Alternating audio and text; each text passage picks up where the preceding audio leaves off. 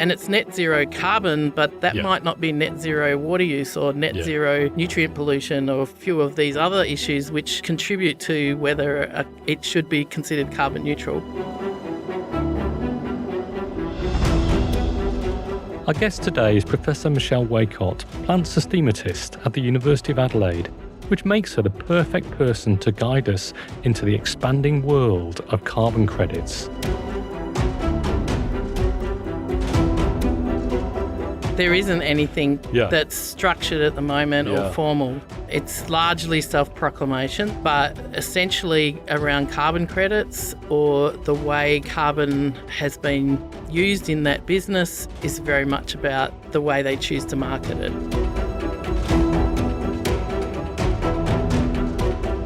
Hi, I'm Professor Andy Lowe, and today we're going under the hood of Australia's carbon offset scheme to understand the different types of projects that come under this banner. Join us as we grow our understanding from what a carbon credit is to how we can be sure the credits we buy are really delivering on Australia's net zero goals. This is the Discovery Pod. Michelle, welcome to the Discovery Pod. Fabulous to be here. Look, you're Professor of Plant Systematics at the University of Adelaide and Chief Botanist in the Botanic Gardens and State Herbarium for South Australia.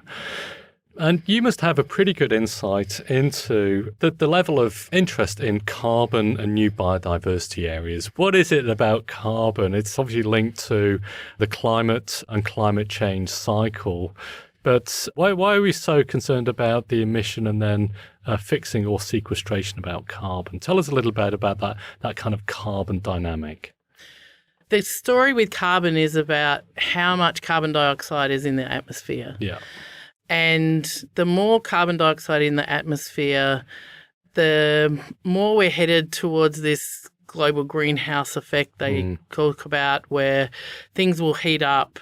And that pushes the whole global ecology into a different mode. We hear talking about ice caps melting and, you know, as temperatures go up, things are going to melt and that destables our weather cycle. So it's all about providing as much carbon as possible that's not in the atmosphere but is available for processes that are neutral to atmospheric carbon but let us also live our life, let the planet live its life.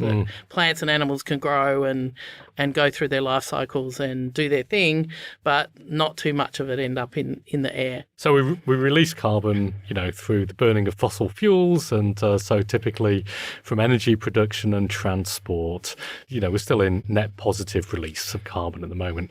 So apart from stopping doing that, how do we move carbon into those processes that aren't kind of atmospheric or damaging? So the idea is to get as much carbon as possible back into plant biomass in particular that's long-lived. It's all about plants, isn't it? It's all about plants. Yeah. And you want it in plant biomass that's going to persist for a long time, but still have an important function where possible. Yeah. So long-lived trees produce timber that can have other functions, such as, you know, furniture. But in reality, the most important thing is that they create these structures that persist for decades and centuries, not years or days in some cases, if you're talking about a fast-growing organism. So it's about fixing it into a place that's going to stay there for a long time. And you've also presumably got the option of longer-term storage into soils and ocean seabeds and various things. So that still is also, there's kind of an organic route towards that as well, isn't it? You're kind of using plants on land and sea to access those kind of longer term storage solutions as well. Yes, one of the major global stores of carbon is actually the deep sea ocean beds, where carbon ends up falling all the way down the pathway to end up on the seabed there through detritus and dead animals and dead structures that live for a long time and end up there. So there's lots of ways carbon can be taken out of the atmospheric cycle. There are places where they just simply bury carbon. They put it into the soil profile and that keeps it out of the atmosphere for a period of time. The problem with that, though, is that if the soil then gets disturbed to the level at which it's been buried, then it becomes available to the air again. So we want a multiple range of strategies, lots of different things that can work together to fix this carbon and keep it out of the air.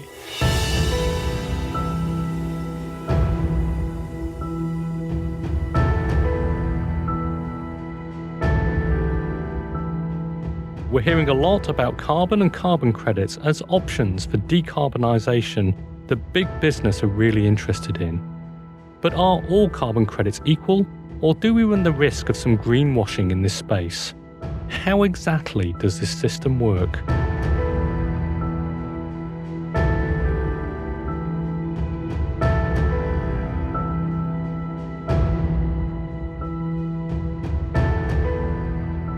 Well, first of all, carbon credits are not equal. Much like plants have different amounts of carbon in them depending on whether they're a small herb or a very tall eucalypt tree. So carbon credits are going to reflect the different types of carbon sources and carbon sinks that they have, and also how advanced the carbon initiatives really are, because some of them are very new and we don't really know in the long term how successful they're going to be. Also, some of them are a concept rather than actual on-the-ground activities, on-the-ground carbon sinks. So we really need to know all about those, what type of carbon it is, how advanced it is, how long it's been there, and is it actually happening at all? And they're all part of the story. All part of the story. And I guess for, a company that's seeking to decarbonise, so they can go around and change their light bulbs, they can switch over to renewable energies, so they're not consuming that carbon in their everyday business. But the problem is that they're still consuming carbon in other areas, the furniture that they buy and various other products that they consume. So you can't completely decarbonise a company by moving just to renewable energies. So there's this other carbon that then needs to be offset with these kind of biological carbon sources. So where do companies go for those kind of carbon sources to offset? Well, there's a whole range of different carbon markets. There's international carbon markets where you can contact international providers of offsets, and they have certain number of carbon offsets per dollar that they'll provide, and how well that works is depending on the source of that carbon offset. So it might be a tree plantation in Africa, or it might be buried carbon where waste is taken and buried deep in the ground, and that's not likely to come up unless it actually gets dug up. So that can be a carbon offset that can be one of these things that people try to use. Local carbon offsets are very much about implementing projects and becoming a partner in a project. And in Australia, there is a carbon offset scheme, but the formalisation of that is a process that's still underway. It gets dug up. So that can be a carbon offset that can be one of these things that people try to use. Local carbon offsets are very much about implementing projects and becoming a partner in a project. And in Australia, there is a carbon offset scheme, but the formalisation of that is a process that's still underway. And the way those carbon offsets can provide a company trying to become carbon neutral or carbon net zero really depends on which of those projects that you get involved with.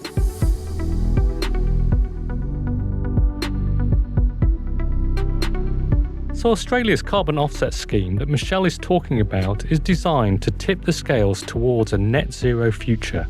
Carbon credits are a unit of value within this scheme. Officially they're called Australian Carbon Credit Units, or ACCUs for short, and they're issued by the Clean Energy Regulator to businesses that run carbon abatement projects. 1 ACCU for 1 tonne of carbon dioxide stored or avoided. And there are lots of different forms these projects can take. And carbon credits can offer a valuable income stream to landholders. There have been a lot of what they call savanna burning projects related to carbon and greenhouse gas emissions that allow people on large tracts of country through improved fire management activities to gain carbon credits. By 2030, carbon farming could contribute up to $8 billion to the Queensland economy, and it's happening now. The Native Conifers Carbon Sink Land Restoration Project in far north Queensland was the first in a statewide scheme to generate Australian carbon credits. The gases from landfill make John Falzon's company, LMS, good money, a lot of it by reducing their effect on climate change in return for lucrative carbon credits. Since the 31st of December 2012, the Clean Energy Regulator has issued 122,881,923 ACCUs for various projects. These ACCUs can either be sold back to the government to help achieve net zero targets, or be put on the open market for companies who want to offset their own carbon emissions. This creates a complex marketplace that has carbon abatement at its heart. So let's dive a little deeper into the many projects that make up this scheme.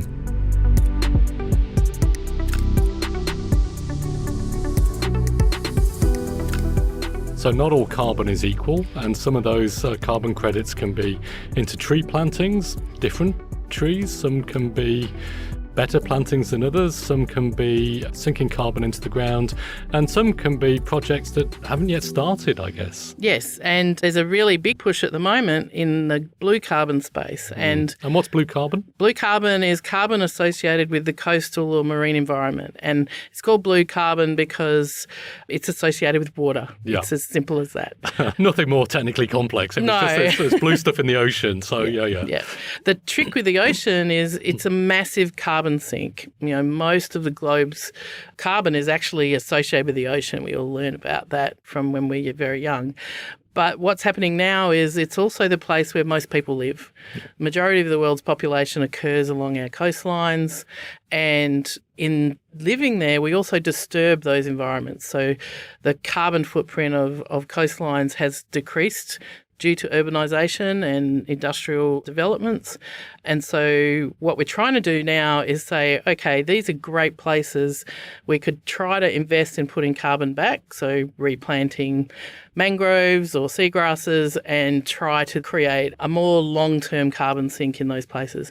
There's other benefits from that, of course, coastal protection, habitat for biodiversity. It increases things like fisheries. It's a whole range of secondary and tertiary effects that come out of having it. So it's a win-win-win-win as long as you can get the blue carbon offsets up and running. And Australia's been leading the way in many aspects of blue carbon development. So we're just on the edge of developing a national policy to be implemented that blue carbon can be used in the offset schemes. At the moment, you can only do it the same way we would do any tree plantation type projects.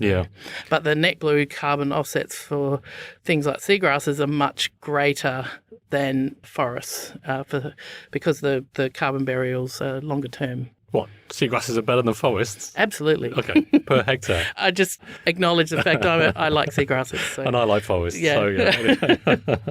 Okay, so you're kind of introducing this idea of kind of a carbon plus. So it's not just about the carbon sequestration and maximising carbon, but also these kind of biological solutions also bring these other benefits. I mean, these are there's a concept of ecosystem services as well, isn't it? So as soon as you put those species back into that landscape, you don't only get the carbon sequestration, but as you say, you get coastal protection, you get return of biodiversity back. Why would you invest in that space? What's the benefit and what's the motivation for kind of supporting the carbon plus kind of projects? Well, think of the difference between a carbon burial project where literally you take some dead carbon product, charcoal or something like that, and put it under the ground and then cover it over, and that's all you've got. Yeah. And literally all you're ever going to get is dead things in the ground. Maybe in 50 million years with a lot of pressure and time you get, some petroleum or diamonds. But you're going to have to wait a long time. Exactly. Yeah. And the long-term benefits are simply just that the carbon's been locked away. Yeah. The alternative is to grow trees, particularly trees that have a very long-lived fixed carbon source like trunks and the deep roots that are woody, and those kinds of trees are fixed carbon for their life. And then if they've died, their timber can then be part of a long-term carbon pool, just as, timber lying around on the ground or stored in some way. So you've got a very long-term reservoir of carbon then. And then in top of that, When you have a biological community that's formed around the presence of trees, you then get the other benefits of having all of the insects and invertebrates, other invertebrates. You get the production of oxygen for the atmosphere through the fixation process, a stabilisation of soils, which is a massive problem in Australia, for example. A lot of our soils keep blowing away every year, and the more of these tree plantations or carbon fixation plantings, we get that benefit as well. We get oxygenation of soils as well through the roots being there. And we also get potentially secondary products from the trees. We get the fruit off them, we get flowers off them, we get the insects that might pollinate them and they can produce honey. We get other things that are all beneficial to the community. So there's a whole range of those secondary benefits. Yeah. And the cumulative effect of that is the net benefit can be orders of magnitude greater overall than just putting the carbon under the ground. And again, planting trees, you get a public good, a kind of global good of carbon sequestration. But trees on your property give you those direct benefits at a local level on your property as well. So the landholder actually gets that benefit directly back from planting those trees. So surely that's got to be a motivation. And I guess also what we're starting to see federally, the plebiscite government have just announced a new carbon credit or carbon certificate scheme, which they're still to work out. But presumably these kind of schemes that support the planting of native habitats for biodiversity outcomes, the investment in these projects can really stack up. I think another benefit, in addition to the cumulative benefits in themselves and the local benefits, is essentially the community of practice, that it's the right thing to do to replace lost biodiversity through mechanisms that encourage the return of other biodiversity. Yeah. And that starts to create more of the long-term benefits to the environment that you start seeing with, corridors of connectivity for species that you may not think you're trying to get back, animals that might need to roam a lot, but also you can start to create new ecosystems that match the landscape of where these plantings occur. So there's a whole range of other things that can come out of it.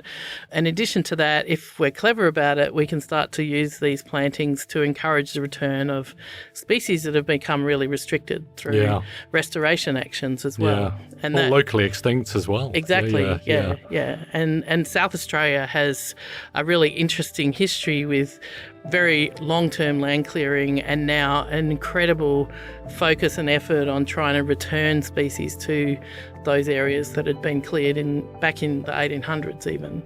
And so we've got this great opportunity to get multiple benefits out of doing that kind of work.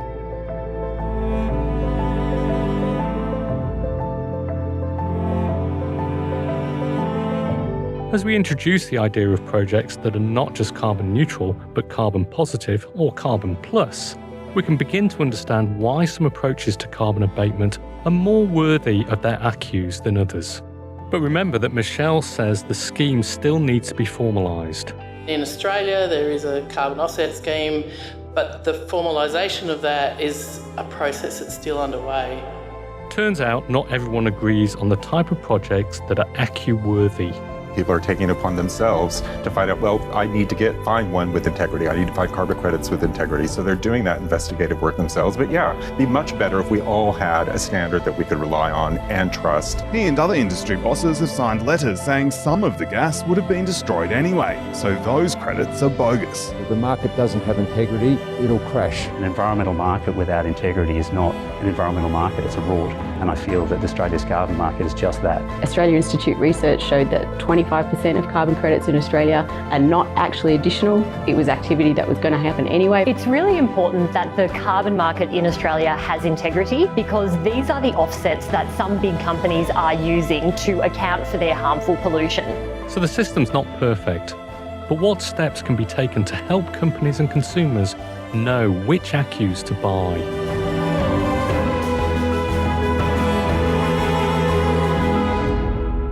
right, so Michelle, you've convinced me. I want to go out and buy some of those things tomorrow. I want to make sure that when I fly with Qantas and I tick that box that I want my flight to be carbon neutral, does money flow out of that process, and where does it go? Those kinds of carbon offsets go into a pool of funds that business decides how to invest. And usually it'll invest in one of these international carbon offset schemes. Specifically, they will try to maximise the number of carbon offset points or credits that they get for the dollars that they bring in. So in general, there's this global pool of those offsets. And what's of concern is, depending on how valid the company that you invest with is in their investigation of the actual on-the-ground offsets, we really don't know how important and useful the long-term value of that is. So it's still a little bit everyone working it out for themselves, and there are some places that are trying to get on top of that, but everyone has their own ideas. So not all carbon is equal. Is there a kind of certification scheme that we can start to look out for? And how do consumers navigate the kind of minefield that's out there? Well, the shorter answer is there isn't anything that's structured at the moment or formal. It's largely self-proclamation. There are small groups. Some of the fisheries have got together and they have a certification scheme for the type of catches that they have. And some of sectors of agriculture have done a good job of communicating whether or not their products are produced in certain ways. But essentially around carbon credits or the way carbon has been used in that business is very much about the way they choose to market it. And we're in that area where it's very uncertain as to what the right way to communicate it is. Yeah. Is it about, are you genuinely net zero? And as we started out within this discussion, that's really hard to work out. Yeah, what is net zero? Yeah, what is net zero? Is it just carbon, or is it carbon and biodiversity, or is it these other impacts as well? Yeah. And it's net zero carbon, but that might not be net zero water use or net zero nutrient pollution or a few of these other issues which contribute to whether it should be considered carbon neutral. Yeah. So there's a whole range of questions around that, which I think we've got to grapple with, and we're in that space right now. But in addition to that, there are some companies that are starting to communicate more how they run their business, and that's what we've got to seek more of. Essentially, what we should be asking for is that if a company says, I'm carbon neutral, what have you done literally to do that? And it shouldn't require digging through a 300-page annual report into the budget to look at all the budget lines that may or may not have been the actual expenditure on, carbon neutral product investments. Mm-hmm. So I really think that's one of the things we should be doing. We should also be saying, this is what the standard is. Carbon neutral means you have to do these things. Yeah. And at the moment, that's really up to the company to decide largely what that means. Yeah. So it's a work in progress is the way to describe it, I think.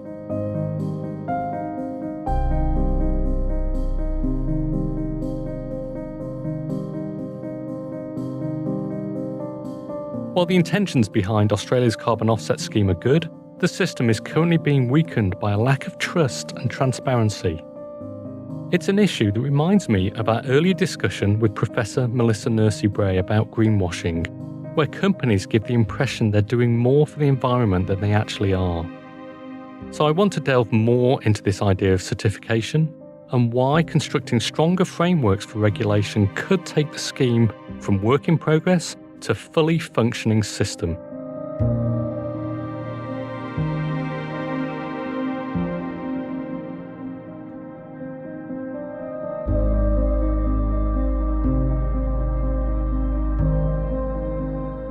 So we've got a developing area of supply of carbon credits of different and varying qualities. We've got a kind of a social license kind of framework around companies where now companies are increasingly being expected to do the right thing. And it doesn't just fall into a compliance area. Some of those areas go up to board level, and share prices can vary depending on what a company does in this space. So you're getting very real kind of pressure coming through from a consumer base. But yeah, it's that transparency of supply. How do you know companies are doing the right thing? Those claims that are made and the expectation and the delivery of targets is really then the critical area. You talked a little bit about some of the standards and certifications that are out there. You talked about the marine area, but you've also had, forestry for a long time has had FSC, and there are other ones like PEFC as well. So yeah, FSC basically means that a wood product comes from a forest that is sustainably harvested. So the company that's undertaking the harvest of trees undertake to replant trees once the wood products have been harvested, and do that within a certain period of time, and undertake practices that are going to minimise the impact on the forest.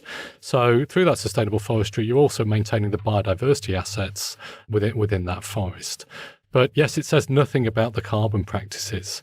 So it's just talking about the sustainability of that resource resource will then be available for future generations. And it's harvested in a way that it will be available for future generations. So one of the interesting things about sustainable production versus carbon offsets, or carbon sequestration in the broader sense, is in general, the assumption is that carbon sequestration is very long term. It's not the length of time a tree takes to grow to maturity. It's that plus what happens with it after that is that the carbon still stays largely in the tree form in the wood. Yep. And even in the wood products, I mean, if they're used in the building industry, exactly, they can be there for hundreds of years. Yeah. And some carbon offset schemes are using the sustainable forestry branding as a way of giving carbon credits for the production of timber. However, the evaluation of those timber products in their long-term carbon sequestration state is what's not being done equitably or even following a similar method. So if you've got carbon credits that come from some sustainable forestry practices, you may not in fact be investing in long-term carbon sequestration, only essentially the life of that timber production cycle. Because you literally, when you knock the trees down, one of the things that happens is the carbon can start to be released again then as the rest of the product gets degraded through organic cycling processes. So what we need to be sure of is if you're using sustainable forestry carbon offsets, that they are the ones that are being done with that long-term view. Forestry production is probably the easiest thing to become a carbon offset genuinely, because what you're doing is you're taking usually largely bare ground and putting trees in, and trees take a long time to grow.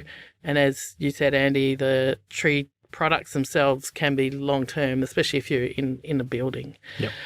But they're not as long-term as the carbon offset schemes really require, because it should be much longer than that. So we need to be very careful going forward that, particularly in putting tree plantations in, those long-term goals are very much embedded in the practice of managing that offset. So it needs to be that if a tree dies, what happens to it? How are you going to maintain that net offset balance there? So there's a whole range of questions around how that'll work in the future, because at the moment, very few of the plantation style offsets are old enough to be getting to the point where you're cutting them down and replacing them.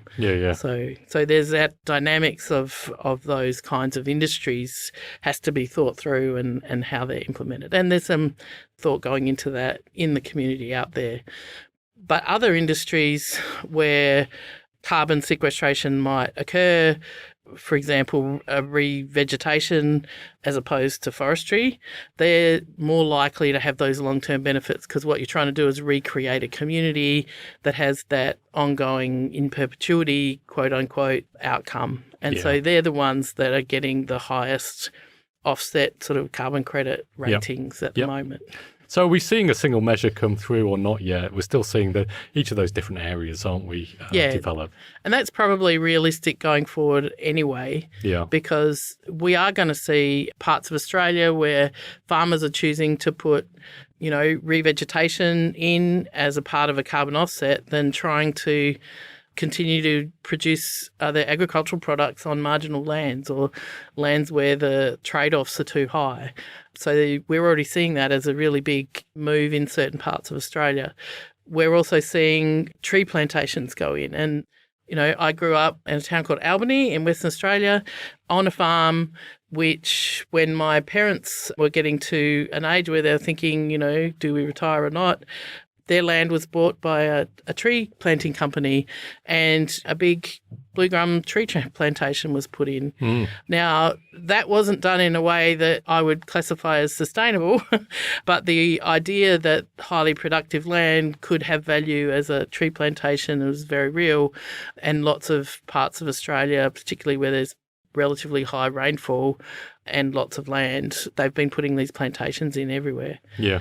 Now, there are problems with that we were talking about earlier, the idea that large tree plantations go into areas which didn't have trees on them before. All of a sudden, you've got a change in, you know, the water balance. So there can be other effects of putting trees in, you know, literally overnight, and trees that grow very quickly like blue gums do.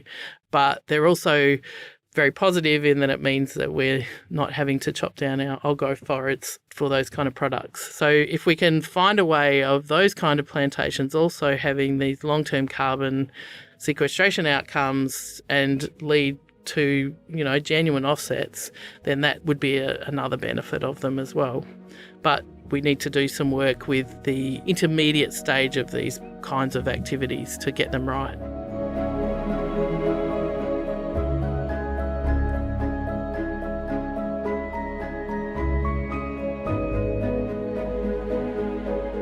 So look, you've painted a great picture, I think, of what can be done. But let's bring it back to your area and some of your research, because you're a marine botanist, a marine plant person. And so what do you see as one of the kind of major challenges that you could help solve through your research? Imagine you got a grant tomorrow for 10 years of an unfettered funding to do whatever you wanted. How would you make a difference with your research?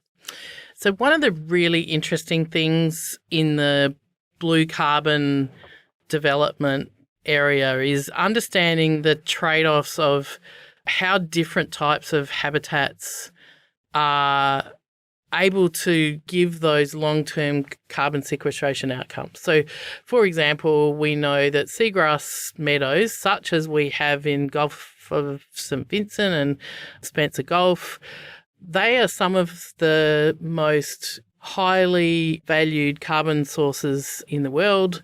Up in Spencer Gulf, you have seagrass beds that can go down, 8 metres deep, and they've taken thousands of years to accumulate.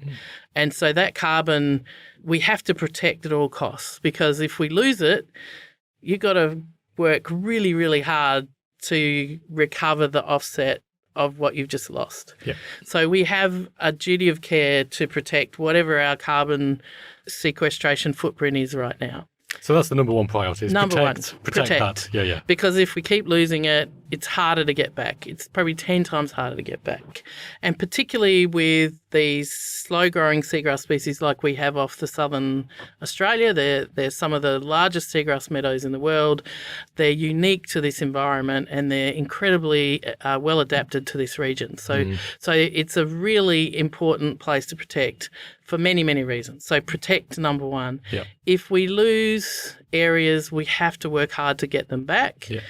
And we've got projects running in South Australia, for example, at the moment, trying to restore seagrasses off the Adelaide coast here, where we've lost heaps of seagrass over the last 70 years, largely just due to the Adelaide city developing and changes to the coast as a result. And when you lose them, getting them back can take decades because they're slow growing. And as we all know, those of us who live here, the energy off the coast here is very high. You get big waves and you get storms. And every time that happens, it puts pressure on these coasts. Yeah. Now, getting the seagrasses back here means we not only get the carbon sequestration benefits, but we protect our coastline better. Yeah. It means we have to pump less sand around the place. We can have nicer beaches, and the way we can interact with the fishing industry, for example, would be improved. All of those things can get better if we get the seagrasses back. So that would be restoration or rehabilitation in this case would be the next most important thing. Yeah. And then the third thing would be, where can we then get the next best bang for the buck in terms of carbon sequestration or blue carbon areas in the state? And we've got over 3,500 kilometres of coastline. There's a reasonable amount of that that's had various disturbances happen to it. So where can we find other places where we can put effort into restoring it with mangroves or salt marshes or seagrasses, all of which give some of these carbon benefits? And so that's what I would focus on, because they not only bring back habitat, they provide all these secondary benefits, and we have really diverse species that grow in and around these habitats here in South Australia. Well, what a vision that we need to deliver on. So, Michelle, thanks very much for being on the Discovery Pod today and giving us a real insight into, the opportunities, I think, for carbon credits and the things to avoid as well. And what are the other opportunities for really helping restore and recover many of our global ecosystems. Thank you. Thanks for having me, Andy. Australia's carbon offset scheme is a key tool for government to deliver our national net zero targets, so it's important to make sure the projects within the scheme are as effective as possible. Thank you, Michelle, for joining us on today's episode. If you found this chat interesting, we recommend you listen to other episodes on greenwashing and blue carbon. There's no doubt these topics are going to become more important, so now is the time to build up your knowledge base. And thanks as well to you for listening. If you enjoyed this episode, leave us a review, rate us 5 stars, and while you're at it, why not share this episode with your friends and family? In our next episode, we're learning how to lure oysters onto the dance floor for reef restoration with Dr. Dom McAfee. Dom's research is a great example of where curiosity can lead you to make real-world impacts, in this case engaging communities and restoring precious coastline ecosystems. In the meantime, if you have a topic you think we need to explore, you can get in touch with us at podcast@adelaide.edu.au. We'd love to hear from you. I'm Professor Andy Lowe, and you're listening to The Discovery Pod, brought to you by the University of Adelaide. So, what do you want to know next?